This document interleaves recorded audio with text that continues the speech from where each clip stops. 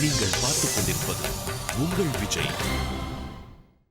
ஆகாரத்ரய சம்பன்னாம் அரவிந்த நிவாசினீம் அசேஷ ஜெகதீசித்ரீம் வந்தே வரதவல்லபாம்.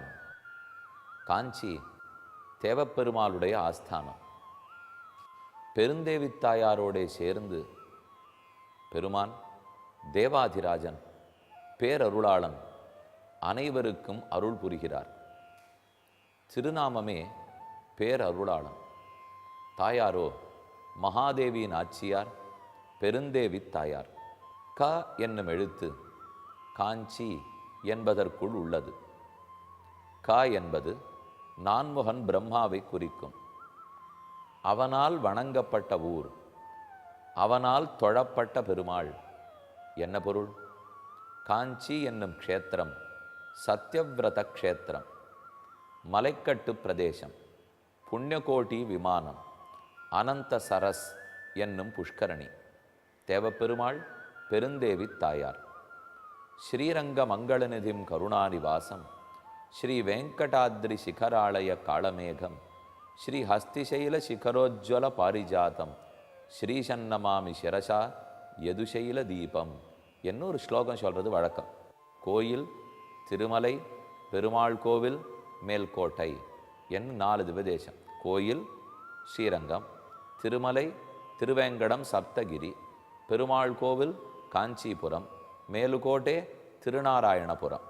அதிலே காஞ்சிபுரம் என்றால் பிரம்மாவனுடைய ஹோமகுண்டத்திலிருந்து தேவப்பெருமாள் தோன்றி சத்யவிரத க்ஷேத்திரத்தில் எழுந்துருளி இருக்கிறார்.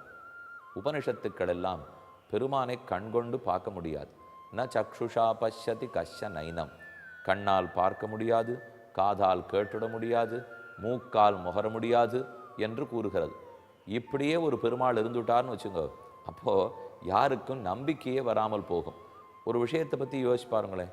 கண்ணால் பார்க்கவோ காதால் கேட்கவோ மூக்கால் முகரவோ முடியாதுன்னா, சுவாமி அப்படின்னா அநேகமாக அந்த பொருள் இல்லைன்னு நினைக்கிறேன். நீர் ஒரு பொருளை பற்றி எந்த விதத்துலையும் அதை தெரிஞ்சிக்கவே முடியாதுன்னு சொல்லிட்டீங்கன்னா அப்போ அந்த பொருளே இல்லைன்னு ஆகிடும். தேவப்பெருமாள் அப்படியா? எம் பரோக்ஷம் உபதேசதஸ்திரையி நேதி நேதி பரபர்யுதாசதா. இதை கூறத்தாழ்வான் தெரிவிக்கிறார்.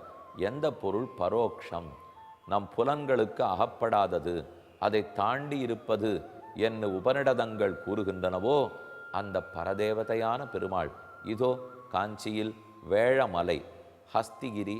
ஹஸ்திகிரி, ஹஸ்தின யானை, யானை வேழம்ங்கிறது தமிழ் சொல், யானையைத்தானே குறிக்கும்.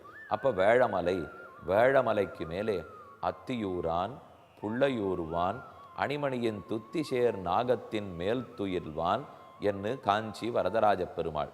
இந்த வரதராஜனுக்கு பெருமை சேர்ப்பவளே பெருந்தேவி தாயார். தேரணிந்த அயோத்தியர்கோன் பெருந்தேவி என்று பாடலில் அவளுடைய திருநாமம் உண்டு. அங்கே அது கௌசல்யை குறிக்கும் பெரியாழ்வாருடைய பாடல். ஆனால் இங்கே பெருந்தேவி மகாதேவி என்று நாச்சியாருக்கு திருநாமம். தீர்க்க சுமங்கலியாய், பழுத்த சுமங்கலியா ஒரு பெண் எழுந்தருளி இருந்தாள். அவள் எப்படி இருப்பளோ அதை போலத்தான் நாச்சியாருடைய திருக்கோலம். நீண்ட திருமுக மண்டலம். பல இடங்களில் நாச்சியாருக்கு வட்டமான திருமுக மண்டலம் இருக்கும். ஆனால் இன்னும் அழகு, நீள்வட்ட வடிவத்தில் இருக்கும் திருமுக மண்டலம். காதுகளிலே சாத்தி கொண்டிருக்கும் பெரிய தோடுகள், சவப்புக்கள் பதித்த தோடுகள் ரொம்ப அற்புதம். மூக்கில் சாத்தி கொண்டிருக்கும் வைர பில்லாக்கு, ஷஹப்புக்கல் பில்லாக்கு, முத்து புல்லாக்கு என்ன அந்த பில்லாக்கோடே அழகான தோடுகளோடே கண்களில் குளிர்ந்த பார்வை, கட்டாட்சமே. மேலும் திருந்தேவி தாயாருடைய புன்சிரிப்பு, அவருடைய புன்னகையை நாம் சேவிக்கணும்னு வச்சுங்க. நேர தாயாரை சேவித்தா அப்படி சேவிச்சிட முடியாது. நாம் சற்றே தாழ்ந்து நம் முதுகு குனிந்து கால்களை குறுக்கி கொண்டு கைகூப்பி கொண்டு அவள் சாத்தி கொண்டிருக்கும் புல்லாக்குக்கு கீழே சேவித்தோம். மூக்கு பில்லாக்குக்கு கீழே சேவித்தா தான் உதடுகளில் எவ்வளவு புன்னகை. ஓரொரு ஜீவனையும் திருத்தி திருத்தி கேழ்வனான நம் வரதராஜ பெருமானுக்கு ஆட்படுத்த போகிறோம் என்கிற ஆனந்தம். இந்த நாச்சியார் தாயாருடைய திருவடி நிழலில் ஒதுங்கினோமானால் எது கிட்டாது சொல்லுங்க? இந்த லோக வாழ்க்கையும் கிட்ட போகுது, சாந்தி கிட்டும். எல்லாத்த விட நம் பாபங்கள் அனைத்தையும் தொலைத்து பெருமானிடத்தில் சேர்த்து வைக்கிறாளோ இல்லையோ. ஆகாரத்ரய சம்பன்னாம், அவனுக்கென்றே இருப்பவள், அனன்யார்க்க சேஷபூதையாய், அவனைத் தவிர மற்றொரு உபாயம் இல்லாதவள். கதி இல்லாதவள், அனன்ய சரணையாய் கடைசியாக அவனையே அனுபவிப்பவள். அனன்ய போக்கியத்துவம், அனன்யார்க்க சேஷத்துவ, அனன்ய சரணத்துவ, அனன்ய போக்கியத்துவங்கள் என்னும் 3 நிறைந்திருக்கிறாள். ஆகார திரய சம்பன்னாம் அரவிந்த நிவாசினியும் தாமரை மலரில் எழுந்துருளியிருக்கிறாள். சமீபத்தில் தாயார் பாலாலயம் நடந்து அருகிலே சில நாட்கள் எழுந்துருளி இருந்து தன்னுடைய விமானத்துக்கு ஆச்சரியமா ஸ்வரணம் பூசிக்கொண்டு நிகு நிகுன்னு அற்புதமாக விளங்குகிறார். எங்குமே ஸ்வரணம், அவளே ஸ்வரணம், ஹிரண்யவர்ணா, அவருடைய திருமேனியே ஸ்வரணம். இப்படி தாயாரை சேவிக்கிறதுக்குன்னுட்டு எத்தனை ஜனங்கள். காஞ்சிபுரத்துக்கு வடக்கேந்து வரக்கூடிய கூட்டம் அதிகம். நிறைய பேர் வடக்கேருந்து பத்ரிகாசிரமம் சேவிக்க போகணும், கிழக்கே புரி ஜெகநாதன் சேவிக்கிறதுக்கு போகணும், மேற்கே துவாரகை சேவிக்கிறதுக்கு போகணும். அப்படியே தெற்க வந்தோம்னு உடனே நம்ம தமிழகத்துக்கு நுழைவாயிலே எது? காஞ்சிபுரம் தானே.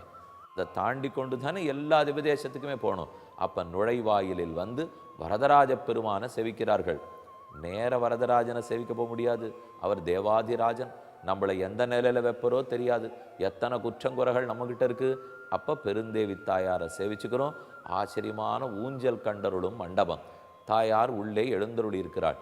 இதே ஆஸ்தானத்தில் அனைத்து நாச்சியார்களுடைய தேவப்பெருமாளுக்கு சேர்த்தி உண்டு. அது ஆண்டுக்கு ஒரு முறை நடக்கிறது. காண்பதற்கு கண்கோடி வேண்டும். எல்லா நாச்சியார்களோடும் கூடி இதோ இந்த தாயார், ஆண்டாள் தாயார், உபய நாச்சிமார்கள், ஸ்ரீதேவி பூதேவி நாச்சிமார்கள் அனைவரோடு சேர்ந்து இருக்கக்கூடிய சேர்த்தி உற்சவம். ஆக பெருமாளும் தாயாரும் இருவருமாக புறப்பாடு கண்டருள்வதே தனி சிறப்பு. காஞ்சிபுரத்தில் தான் ரெட்ட புறப்பாடுங்கிறது முக்கியம். 2 பேரும் சேர்ந்து புறப்பாடு. இப்போ ஸ்ரீரங்கத்தில் போனால் பெருமாள் தாயாரை சேர்ந்து புறப்பாட்டில் சேவிக்க முடியுமா? முடியாது. திருப்பதிக்கு போனால் கீழே இருக்கிற அலர்மேல் மங்க தாயாரையும் மேலே இருக்கிற ஸ்ரீனிவாச பெருமாளையும் எப்போ சேர்த்தி புறப்பாடு சேவிக்க போகிறோம்? துர்லபம். ஆனால் காஞ்சிபுரத்திலே அடியார்களுக்கு அதுக்குன்னு ஒரு சிறப்பு. எப்பப்போ வாய்ப்பு கிடைக்கிறதோ, இப்போ வெள்ளிக்கிழமையும் ஏகாதசியும் சேர்ந்து வந்துடுத்து சேர்த்தி புறப்பாடு தான். அவள் 2 பேரும் சேர்ந்து சேவை சாதித்தா தானே நமக்கு லாபம். ஆகவே தேவப்பெருமாளையும் பெருந்தேவி தாயாரையும் இன்னும் சேவித்து கொண்டோம். மகாபாகியம். நீங்கள் பார்த்துக் கொண்டிருப்பது உங்கள் விஜய். மகாநவமி அன்னைக்கு இவர்களுடைய சேவை இன்னும் சிறப்பு வாய்ந்தது. ஒரே ஒரு குடைக்கு கீழே இருவரும் எழுந்தருளி இருப்பார்கள். வெண்கொற்ற குடை, அரசன் சக்கரவர்த்திக்குன்னே இருக்கும் குடை. அந்த குடைக்கு 2 பக்கத்தில் தாயாரும் பெருமாளும் எழுந்தருளி இருந்து லட்சக்கணக்கான பக்தர்களுக்கு அனுகிரகிக்கிறாளோ இல்லையோ. காஞ்சிபுரத்தில் தான் 2 கோஷ்டிக்கு ஏற்றம். ஒரு பக்கத்தில் ஆழ்வார்களுடைய ஈரச் சொற்களாம் திவ்ய பிரபந்தம். அந்த திவ்ய பிரபந்தத்தை சேவித்து கொண்டு போகும் அத்தியாபக சுவாமிகள், அவர்களுக்கு ஏற்றம். மற்றொரு பக்கத்தில் வேதம், அனந்தாவை வேதாக, எத்தனை காலமாய் பழமையாய் வேதமே பெருமானை ஓதுகிறது. வேத 4 ஆழ்வாருடைய பாசம். அந்த சம்ஸ்கிருத வேதத்தை நன்கு ஓதிக்கொண்டு வரும் வேதபாராயண சுவாமிகள். இந்த பக்கத்தில் வேதபாராயணம், சம்ஸ்கிருத வேதபாராயணம்.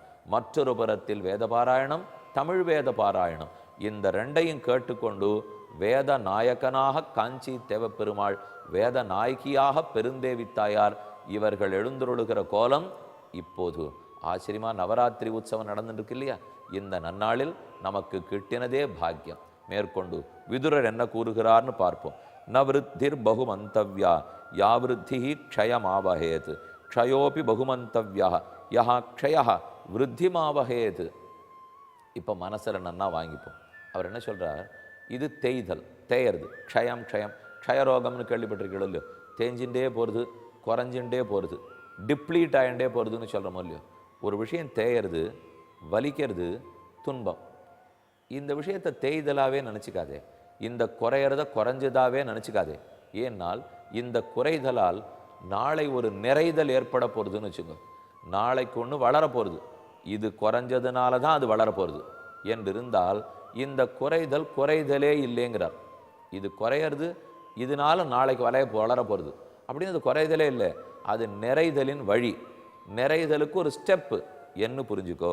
க்ஷயோபி பகுமந்தவ்யா, க்ஷயங்கூட குறைதல் கூட கொண்டாடத்தக்கது. யக்ஷய விருத்திமாகவே. எந்த க்ஷயம் நாளைய வளர்ச்சியை கொடுக்குமோ அந்த க்ஷயம் கொண்டாடத்தக்கதே. இது நம்ம வாழ்க்கைக்கு இந்த ஸ்லோகம் ரொம்ப பயன்பட போகிறது. இப்போ ஏன்னா நாம் நினச்சின்னு இருக்கிறது ஏதான் ஒன்று குறைஞ்சாலே ஆபத்து தான். பணம் சேர்த்து வச்சுருக்கேன், நீ பாட்டுக்கு தானம் தர்மம்னு சொல்லிட்டீர்னா விதுரருக்கு என்ன சுவாமி, ஒன்றும் வேண்டாம். மேலும் அவர் ராஜாவினுடைய அணைப்பில் இருக்கார், சக்கரவர்த்தி என்னத்தை வேணா பார்த்துன்னு போகிறார். நாங்கள்லாம் அப்படியா? இப்போ சேர்த்தா தானே ரிட்டையர்டு லைஃபுக்கு உண்டு. யாரும் வேண்டான்னு சொல்லலை, ரிட்டையர்மெண்ட்டுக்கு சேர்த்து வச்சுப்போம். யார் கையிலையும் ஏந்தணும்னு சொல்லலை, வேணும் தான், வாஸ்தவம் தான். பகல் வேளையில் உழைச்சா தானே ராத்திரி வேளையில் படுத்துன்னு தூங்க முடியும்.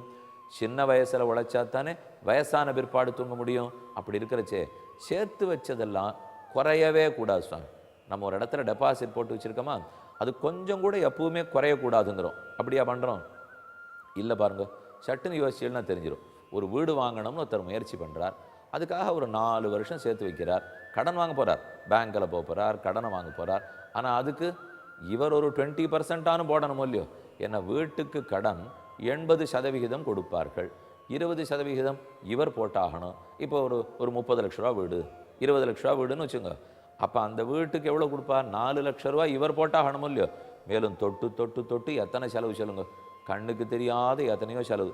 இப்போ இந்த 4 லட்ச ரூபாயை இவர் 4 வருஷத்தில் சேர்த்து தானே வைக்கணும். சேர்த்துட்டார், பேங்க்கில் டெபாசிட் பண்ணி வச்சுருந்தார், வீடை பார்த்துட்டார், முடிவு பண்ணிட்டார். ஆனால் நிலைமை என்ன தெரியுமோ, இன்றைக்கி வீடு 20 லட்சம், நான் 4 லட்சம் போட்டார். அப்புறம் 4 வருஷம் ஆகும் நான் 4 லட்சம் சேர்க்கறதுக்கு.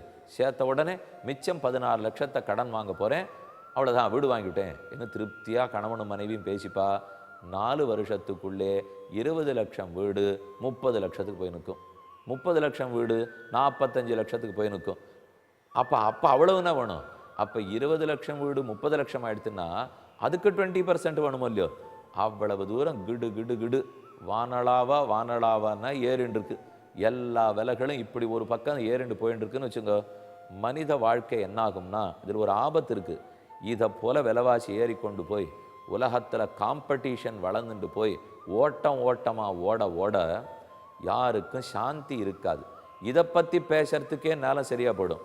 நம்ம குடும்ப வாழ்க்கையை திரும்ப திரும்ப திட்டம் போட்டாகணுமோ இல்லையோ. இன்றைக்கி இந்த விலை ஏறெடுத்தே எப்படி மாற்றிக்கலாம், அந்த விலை ஏறெடுத்து எப்படி மாற்றிக்கலாம், சம்பள உயர்வு கேட்டு போராடலாமா, இதை சரி கட்டுறதுக்கு அதுவா? ஏன் பல நாடுகளில் இப்போவும் எக்ஸ்சேஞ்ச் ரேட்டே 20 வருஷமாக மாறாத நாடு உண்டு. ப்ரைஸ் இண்டெக்ஸு இன்ஃப்ளேஷன் இண்டெக்ஸே மாறாத நாடுகள் உண்டு. அதுவும் உண்டு, நாமும் உண்டு. ஏறுறதுனால என்ன ஆபத்துன்னு சொல்கிறேன். ஒரு பக்கத்தில் பணக்கட்டம் மனக்கட்டம் ஆபத்து, இன்னொரு பக்கத்தில் சாந்தி போயிடும். ஏன்னா நம்ம கடைசியில் சாந்தமாக இருக்கணும். அதனால் ஒரு வேண்டுகோள், இது இப்படித்தான் இனிமேல் அப்படி இப்படி ஏறிண்டே போகிறது. இதை பற்றி பேசியோ இதை பற்றி மனம் கலங்கியோ பொழுத வீணடிச்சிட வேண்டான்னு கேட்டுக்கிறேன். ஏன்னா அதை பண்ண போனோம்னா கடைசியில் அதை பற்றியே பேசி கார்த்தால பேப்பர் எடுத்தால் என்னென்னலாம் ஏறி இருக்கு, என்னென்னலாம் தப்பான திட்டங்கள் வந்திருக்குன்னு படிச்சுன்னுட்டு அதை பற்றி நாள் முழுக்க என் கொலீக்ஸுக்கிட்ட பேசி பக்கத்து வீடு எதிர்த்து வீட்டுக்காரர்கிட்ட பேசிட்டு கடைசியில் விதுர நீதியும் போயிடும், லக்ஷ்மி கடாட்சமும் போயிடும், பாசுரங்கள் சொல்கிறதும் போயிடும், பூஜிக்கிறதே குறைஞ்சி போயிடும். பெருமாளுக்கு பூஜை பண்ணிட்டு இருப்போம், கடைசியில் அது விட்டு போயிடும். ஏன்னா இந்த வம்பெல்லாம் பேசிட்டு வர்றதுக்குள்ளே அது போயிடும். அப்போ என்னாகும்? 2 ப்ராப்ளம். ஏற்கனவே விலைவாசி ஏற்றம் பணம் மொடை கஷ்டம் ப்ராப்ளம். இன்னொரு பக்கத்தில் பெருமாளுக்கு பண்ணுறதையும் விட்டுட்டோம். அப்போ என்ன ஆகும்னால் நமக்கு சத்த குணம் வளராது இல்லையோ. அவர் தண்டிப்பார் நான் சொல்லவே வரல. ஏற்கனவே என் பிள்ளை இத்தனையிலையும் கஷ்டப்படுறான், போகிறான், இன்றைக்கி ஏதோ பூஜை பண்ணல போல் இருக்கு. இது அவர் மட்டும்தான் ஏற்றுப்பார், வேறு யாரானு ஏற்றுப்பாட பாருங்க. நான் காசு கொடுக்காட்டா கடைக்காரர் பொருள் கொடுக்க மாட்டார். காசு கொடுத்தா தான் மண்ணெண்ணெய் வாங்க முடியும், காசு கொடுத்தா தான் சக்கரை வாங்க முடியும். அதுவும் ஏறிண்டே போகிறது ஒன்று. இதெல்லாத்துக்கும் எப்படியோ மொடையாக பண்ணி சாதிச்சு விடுறோமோ இல்லையோ. ஆனால் இதெல்லாம் கடைசியில் எந்த இடத்துல சாக்ரிஃபைஸ் பண்ணுவோம் தெரியுமா? பெருமாளுக்கு ஆராதனை குறைஞ்சி போயிடும். அவர் புஷ்பத்தை 2 முழம் வாங்கின்றதை 1/2 முழம்னு மாற்றிடுவோம். அவருக்கு கொஞ்சம் நல்ல நெய் சேர்த்து பண்ணின்றதை குறைச்சிடுவோம். முந்திரி பருப்பு திராட்சை போட்டுன்றதை குறைச்சிடுவோம். ஏன்னா எங்களை நம்மளால் குறைச்சிக்க முடியாது, நமக்கு குறைக்க முடியாது, அவருக்கு தான் குறைக்க முடியும். ஆனால் குறைச்சிட்டா மட்டும் அவர் எதானு கேட்குறாரா பாருங்க. ஆட்டமே என் குழந்தைக்கு ஏதோ இன்றைக்கி முடியல போல் இருக்கு, வரட்டும். இதுதான் தாய் உள்ளம்.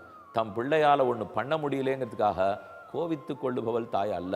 இன்னைக்கு முடியலன்னா நாளைக்கு வந்துட்டு போகிறா, நாளைக்கு முடியலன்னா நாளைக்கு வருவா. நாம் பெற்ற குழந்தை தானே. இந்த எண்ணம் பெருமானிடத்தில் உண்டு.